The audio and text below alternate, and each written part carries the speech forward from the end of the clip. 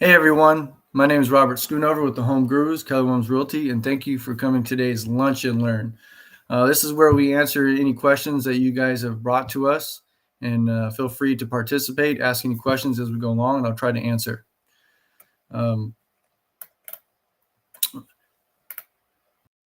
Sorry, technical difficulties here.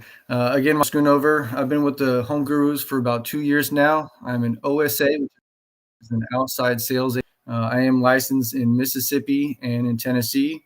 I am retired Air Force, did 20 years in the Air Force, and decided to become a real estate agent to help you guys buy and sell your homes. Today's topic, everything that we're going to discuss today, we are going to talk about the market, 4 tips how to make your strongest offer on a home, why today's seller's market is a good for your bottom line, and we're going to talk about the housing market and everything with that for today's update. Now, these are frequently asked questions that you have brought to us, and I'm going to try to answer them. First question that we have is, what are the key steps involved in creating a comprehensive investment strategy for real estate? That's a mouthful. That's a great question. I would say the first step is to do your research. Find out, what kind of market you want to be in, where, and everything. Just in anything that you're going to do with investing, it starts with research. After that, you're going to have to set some goals, something to look forward to and to move forward with, and something to strive to. Everyone needs to have a set of goals, whether it's with real estate or not.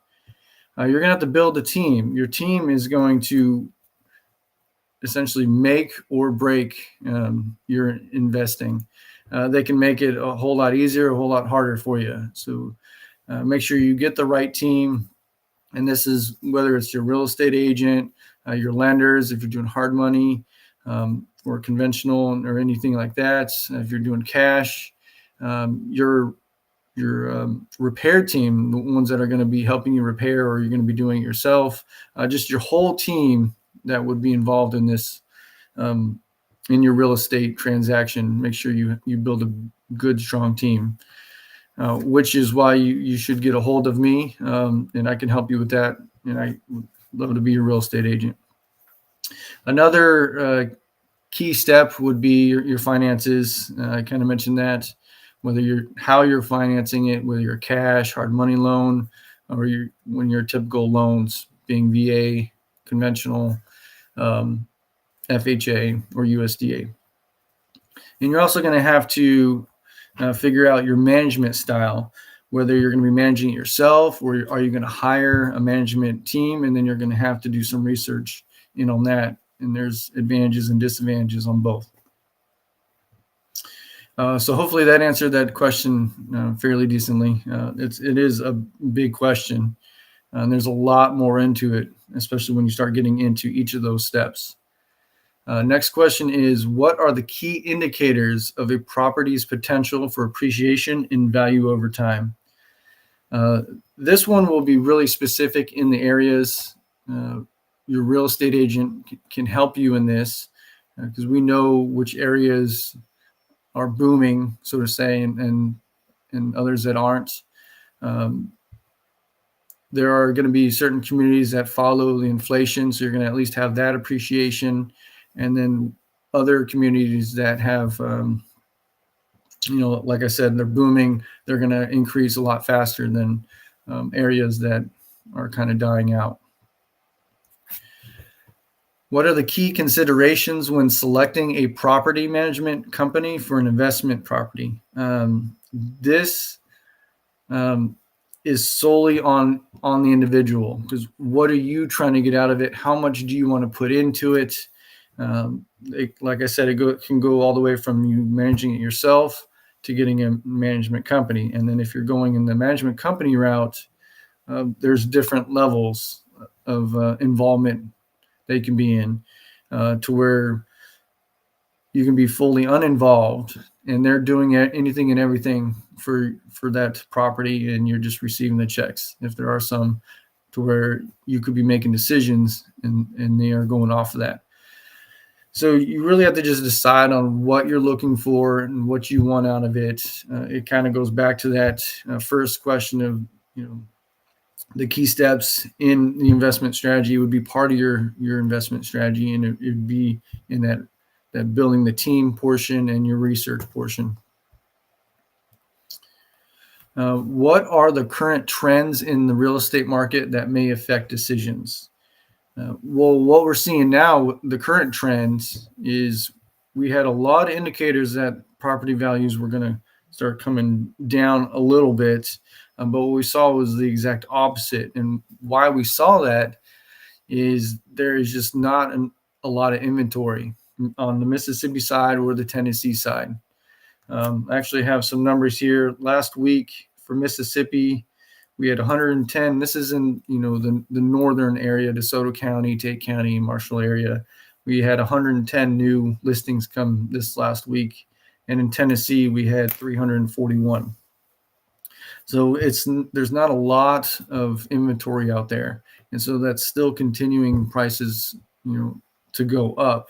A lot of individuals have low interest rates right now, and they don't want to get out of their mortgage. Even with all the equity they have, there's not a huge incentive for them to move up with the rates that they're at. So they're staying there. There's not inventory, but we still have plenty of buyers. So with a lot of buyers and not a lot of inventory, you still have an increase in value. What are the potential risks associated with investing real estate, and how can they be mitigated? There is always a risk, just like if you are getting into the stock market or anything. It is an investment. Do your due diligence, do your research. But the potential risks would be buying in the wrong area, buying the wrong property, not doing the inspection, and there ended up being something wrong with the house. So those are some big potential risks. And how to mitigate that, do your inspections, check the house as best you can, get with your real estate agent, get with me, get with the home gurus, and we can help you in your research and finding a good area with high potential for appreciation. But if you choose the wrong place, the wrong house, then there's those risks.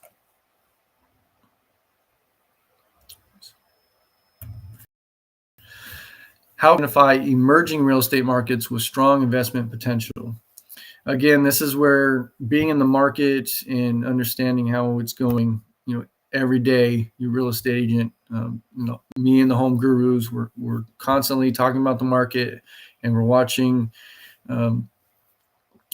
which way it's going, and trying to find the trends and talking about it. We meet every day, and we just talk about real estate. So because we're in it every day, we can identify different areas that have potential for investment. And we have a few investors on that we are working with, and we help them, and we'd love to help you. So again, contact us. My number is 919-440-5884. I'd love to help you. Get into the investing, or if you are already an investor, we'll help you find some great homes to add to your portfolio. What are key differences between investing in residential and commercial real estate? Residential is easier to get into. Commercial has high probability of profit. Does take a little bit more to get into the game. And commercial has a tendency for more profit because the leases are longer and typically for a higher price. But like I said, you're going to have to get it a little bit more into the game. It's a harder market, more competitive. Residential tends to be easier depending on your market. And you can find properties for a whole lot less in the residential side. What are typical costs associated with purchasing and maintaining an investment property? You are going to have some overhead costs and all your fees associated with any purchasing of property. But with maintaining an investment property, you're also going to have any repairs. A lot of times, when investment properties are purchased, they are fixed to a set standard, and they're not really, you don't really dig deep into them a lot of times. So there could be issues later on that could arise. Um, Again, most of the costs are with the typical purchase, and then how do you want to maintain that investment property? Do you want to just flip it to sell, or are we renting it out? And that's going to change the way you are doing the repairs. Um, Even for my own home, I have certain floors. I know that I wouldn't have that in a rental property versus a home that I own. So there are factors there um, in the costs. And then if you also get a rental a management company, that's another cost, which is why you need to go in the very beginning. We spoke about, you know, those key steps and the research, and then building that team. It's all factored in there. What are the key factors to consider when evaluating a potential investment? The key factor for most individuals when looking at a potential investment is their profit margin. How much are they going to purchase it for? How much costs and repairs, and then what can they sell it, or what can they rent it for? Um, and so those are the big key factors that they're looking for. Uh, you can walk through a property with a repair specialist, a contractor, and can give you estimates then. And then you start to know and understand how much stuff costs. So if you're doing this constantly, like we are, the home gurus, we kind of see where some homes have more potential than others. So go ahead and give us a call. Again, my number is 919-440-5884. I'd love to help you. How can one prepare a home for sale to maximize its appeal to potential buyers? This you can just ask yourself: have you ever purchased a home? Have you ever toured home? And the first thing that you see is the outside. That can definitely make or break that first appearance.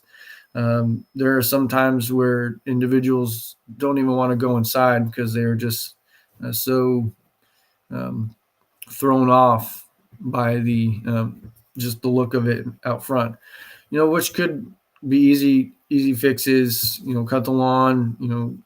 Fix the flower beds. Pick up any junk. It could be as easy as that, and there could be other repairs that are needed. But it goes off of what they're seeing at first to even walk in the door. If they already have negative thoughts walking in, it's going to have to be extravagant inside. And there are times where the outside does not justify how well the inside is. So try to get them to match a little bit closer. And then when you go in the inside, make sure it's clean, no clutter, depersonalized. So what this means is take off any personal photos, because when someone walks into your home, they want to envision it how they would be living. So furniture is okay because it helps them visualize how your couch is here and if theirs would be similar and everything. But just the personal photos and all the extra junk, even if you have to temporarily remove it and get it into storage until it sells, it will help. No one really wants to walk in and just be overwhelmed by stuff. What are typical costs associated with selling a home, and how can they be minimized? Typical costs associated with selling a home is you're going to have your repair costs. And a good way to minimize that is try to repair those beforehand. You can get a general contractor to fix many things. You can even look into getting an inspection first to find all the items that need to get fixed. But you can get a general contractor to fix the items versus if you get it a buyer, they can request certain individuals that could cost more, depending on their certifications and who they're using for those repairs, when it could have just been done before for a whole lot less. That's the biggest thing, way to save money, and how much you put into the house could actually help you too. A fresh coat of paint, not to hide anything, but just makes the appearance, that it's cleaner and it's going to be a better home for most.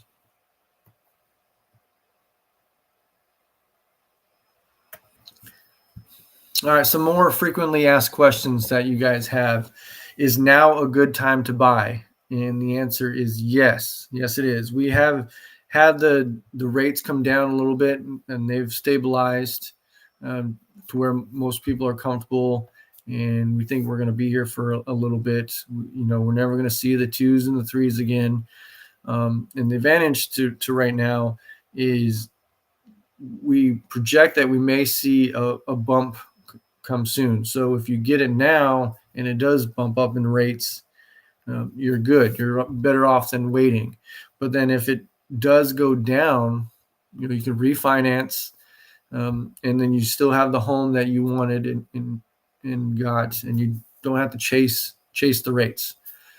So get your home, marry the home, date the rate, which means, get that home, you're happy. And then as the rates move, you can either refinance or keep it because you're in a better position. Do not miss out on the home that you want by waiting and chasing the rates. Now is a good time to sell. And again, the answer is yes. I mentioned this earlier, to where there's not a lot of inventory out there. We have several buyers and not much inventory. So if you're in the 200 to 300 range, that is more so for you, because that is a good price point for the first-time home buyers. Many of the 200 to 300 range equals what they're paying in rent, straight conversion over to buying a home. So that's really the big range. So if you have a home and you're thinking about selling, contact us. Again, my number is 919-440-5884. I'd love to help you. But let's get your house on the market. And you have a lot of buyers interested right now, and your typical home will sell fairly easily. And take advantage of the equity that you have earned also. What equity is say you purchase a home for $200,000 and you've paid it off. You've been paying extra, hopefully, and now you only owe $100,000. And then with the raising prices, it is now worth $250,000. You only owe $100,000, so that's $150,000 in equity that you could use towards that next home.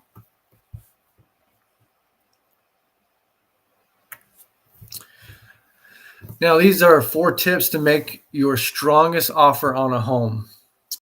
Making an offer on a home without an agent is certainly possible, but having a pro by your side gives you a massive advantage in figuring out what to offer on your house. Compare this to anything that you want to do better. You get a professional. I can go out there and swing a bat and hit a ball, but if I want to be good, I'll get a coach, a batting coach. I mean, anything. You want to be a better speaker, get with a coach. Anything that you do can be done better with the coach. And that's what a real estate agent is someone who practices real estate, day in and day out. They know the markets, they know the processes.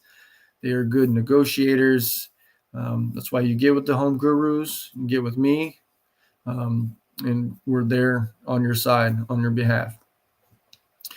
Partner with a real estate agent. Agents are local market experts. They know what has worked for other buyers. We see the trends in that area, what sellers may be looking for. We know the insights, and so that we can help you navigate to make a strong offer.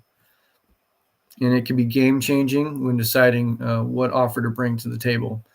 So again, you can certainly make offers, on various properties, but it would behoove you to get a professional on your side, on your behalf. Understand your budget is another key factor. Sellers have an advantage because of the intense buyer demand and a limited number of homes for sale. Like I had mentioned before, there's not much inventory out there right now. They may be less likely to consider offers without a pre-approval letter. This is why it's important to get a pre-approval.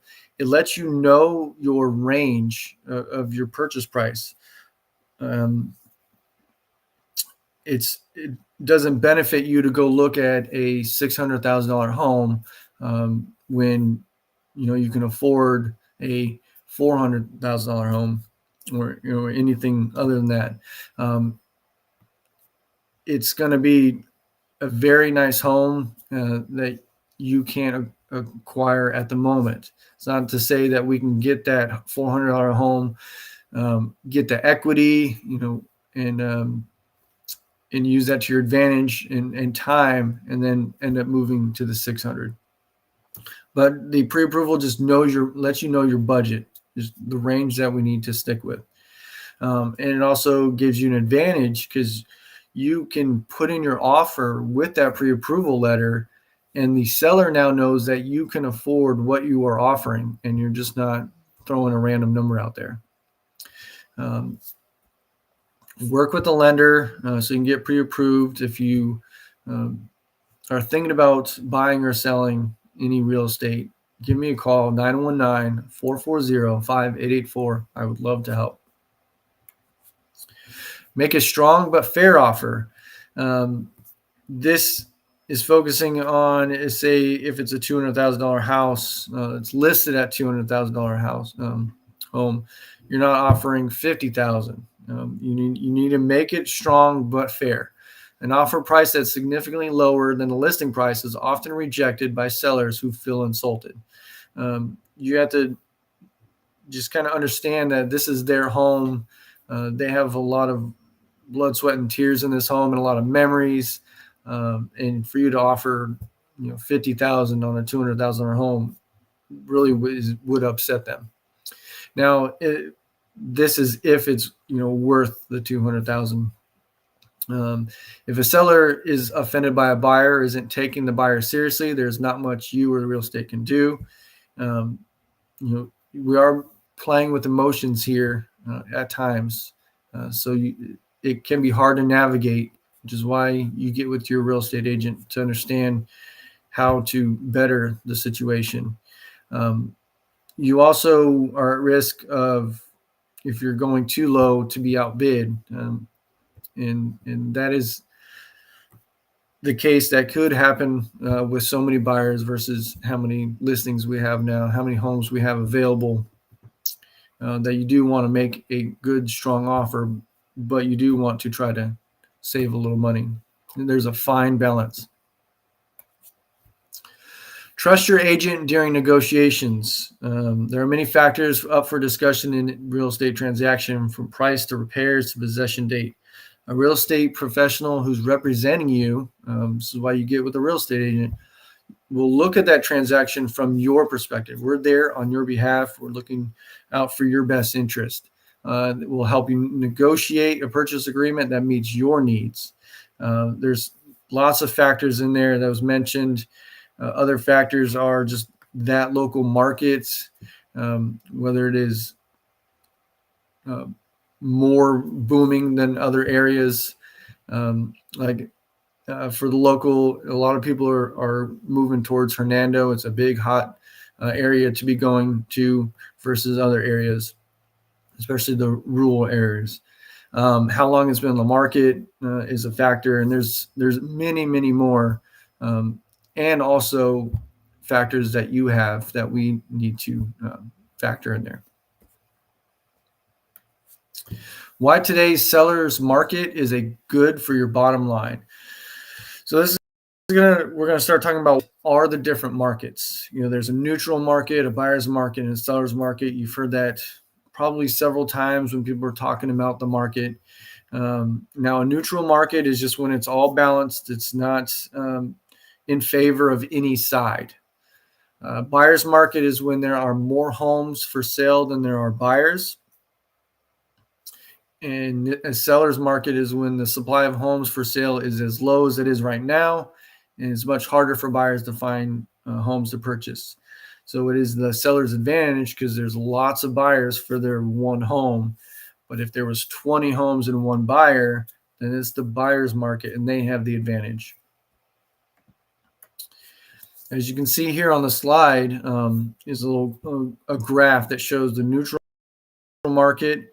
This is how we factor in what is a neutral market, buyer's market, and the seller's market. The market is still working in your favor. If you lean on an agent for advice, get with us on how to get your house list ready and how to price it competitively. It should get a lot of attention from eager buyers. But back to this graph, it shows the months of inventory of homes for sale. So if the inventory is showing greater than 7 months, it is a buyer's market. Less than 6 months is a seller's market. And then again, that 6 to 7, that neutral time frame where it's not in favor of any side, would be 6 to 7 months. The average days on the market that I have right now in Mississippi is 93 days, and Tennessee would be 82. So you can see that is a lot less than the 6 or 7 months. So high in the seller's market side. Also with this, I want to go back that the inventory of home sales is how much of a month supply. So what that means is how long would it take with how fast the inventory is going away? Could all the inventory last? And today we're at the 3-month supply. So I didn't mention the days on market, but that just shows how long it's staying. And then earlier I mentioned how many new inventory we have, and that's all factored in. How many total active is what is calculated in this market, and then how fast it's depleted. It shows if it's a seller's or buyer's market. Now the housing market, continue on that. We are roughly at a 3-to-1 ratio. What that means is there's 3 buyers to every 1 home being sold. Again, there's more buyers than there are inventory. So if you have the inventory, get with me. Let's get it listed, and we'll have a good ratio to sell it in a high potential for a good price. There is a slight uptick in inventory. This is because with every 1 home being put on the market, especially with it being the springtime, the temperatures are increasing. We're starting to see people put their homes on the market. So that's why that slight uptick is happening, just because 1 or 2 homes increases the inventory. We also are seeing that a lot of people are getting ready. They wait till the end of the school year to move. They want to keep their kids in that school zone or that school and then move during summer break, and that's coming up soon. So you really need to get in the game now. Get a hold of us, get a hold of me, and let's start looking, whether you're looking to buy or sell.